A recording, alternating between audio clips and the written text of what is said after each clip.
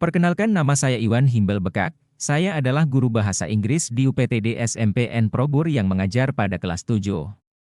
Saya akan berbagi pengalaman selama 3 tahun setelah mengikuti program guru penggerak.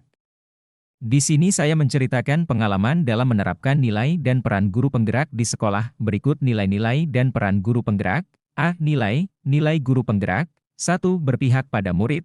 Sebagai seorang guru, saya selalu memunculkan pertanyaan apa yang murid saya butuhkan dan bagaimana membuat suasana belajar lebih kondusif dan bermakna.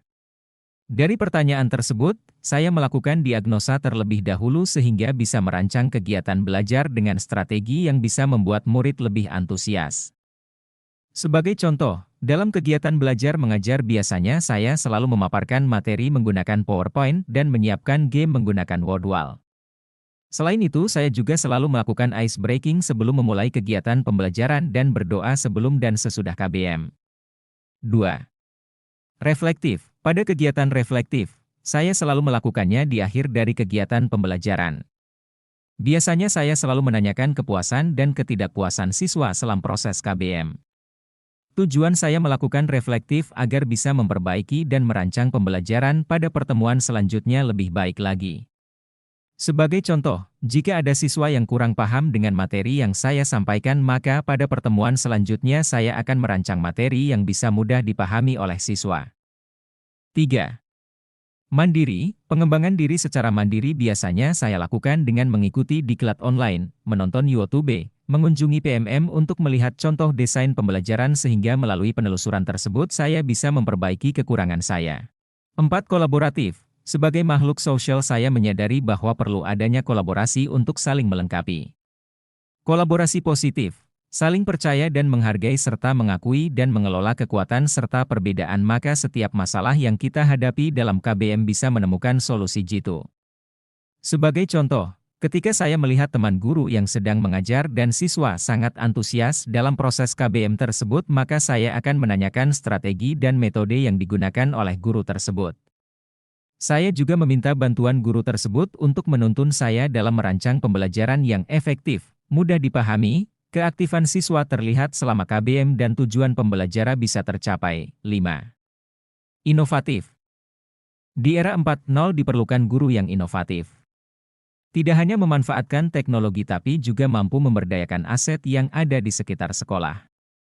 Pengalaman saya dalam berinovasi di sekolah dalam KBM adalah dengan memanfaatkan teknologi. Saya memperkenalkan platform Wordwall pada siswa dengan membuat game sebagai asesmen siswa. Saya menyadari pentingnya memperkenalkan teknologi pada peserta didik agar mereka tidak gagap teknologi. B. Peran guru penggerak. 1. Menjadi pemimpin pembelajaran. Sebagai pemimpin dalam pembelajaran, saya harus mampu mengelola kelas sehingga kelas lebih kondusif. Kebebasan selalu diberikan kepada siswa, namun ada batasan yang mengikat mereka. Biasanya saya membuat kesepakatan kelas dan menjalankan fungsi kontrol. Ketika ada siswa yang melanggar kesepakatan kelas, maka siswa tersebut harus menerima sanksi yang telah disepakati bersama. Sanksi ringan biasanya diberikan kepada peserta didik yang melanggar kesepakatan. Sebagai contoh, jika ada siswa yang membuat gaduh saat KBM berjalan, maka siswa tersebut akan diminta untuk berada di depan kelas dan meminta maaf kepada seluruh teman atas kesalahan yang telah dilakukan. Selain itu, sebagai pengontrol, ketika mendapati siswa yang tidak aktif saat penugasan kelompok, maka saya memberikan nasihat dan memotivasinya untuk berpartisipasi dalam kelompok. 2. Menjadi coach bagi guru lain. Cara berkunjung ke PMM, membuat PowerPoint, membuat game menggunakan Wordwall merupakan contoh aktivitas yang saya lakukan sebagai bentuk realisasi coaching bagi guru lain. Saya dengan lapang dada berbagi dengan teman-teman sesuai kemampuan saya. 3. Mendorong kolaborasi. Dalam mendorong kolaborasi biasanya saya tidak menunggu reaksi dari teman-teman. Saya lebih dahulu membangun kolaborasi tersebut.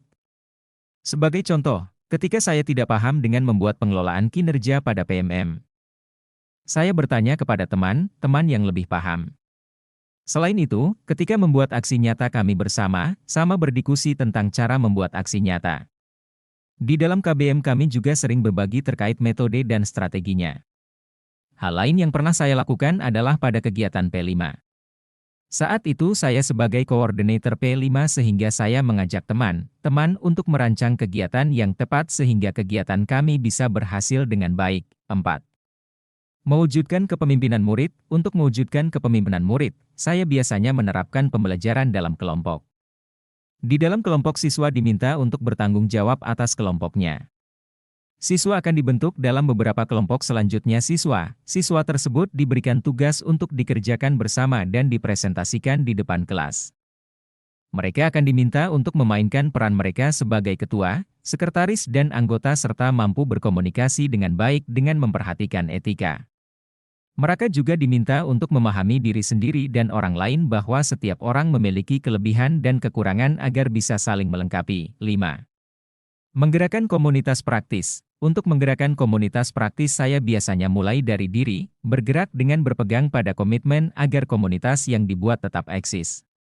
Dengan komitmen tersebut akan mengerahkan rekan guru untuk tergabung dalam komunitas tersebut.